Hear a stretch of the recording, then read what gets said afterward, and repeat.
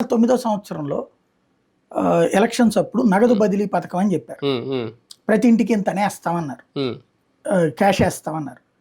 అందరితో బ్యాంకులకి తీసుకెళ్లి అకౌంట్లు ఓపెన్ చేయించి మినిమం బ్యాలెన్స్ 300 ఎంత ఉండేది అప్పుడు.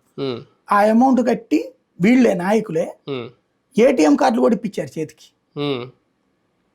నమ్మారా? నమ్మలా. 2014 అట్టండి ఏం లేవు కానీ నమ్మారు.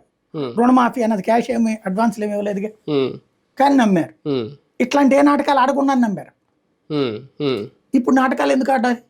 నన్ను అడిగితే ఇదిగో సూపర్ 6 నేను చెప్పాను కదా, నేను వస్తే చేస్తాను, రేపే మీకు 4000 పెన్షన్ వస్తుంది రోజు చెప్తున్నారు కదా, అదే చెప్పు. కానీ అంటే నేను డైరెక్ట్గా కొంతమంది తెలిసిన వాలంటీర్లు ఫోన్ చేసి అడిగితే వచ్చిన ఇన్ఫర్మేషన్ ఏంటంటే ఇప్పుడున్న వాలంటీర్ని రాజీనామా చేసేయమని ప్రెజర్ చేస్తున్నారు. వైసీపీ నాయకులు కూడా ప్రెజర్ చేస్తున్నారు చేసేయమని. అలా చేసినందుకు వాళ్ళకి కొంత అమౌంట్ కూడా ఇస్తానంటున్నారంట. అది ఎంతని కూడా చెప్పాడు అనుకోండి, ఇస్తానండి. అదే రాజీనామా చేసేస్తే వీళ్ళని నమ్మి రేపొద్దున మా వాలంటీర్ వస్తాడు నిన్ను మళ్ళీ పెట్టుకోమని చెప్పి వీళ్ళు చెప్తున్నారు టీడీపీలు. మధ్యలో వాలంటీర్ని పెట్టుకుని రెండు పార్టీలు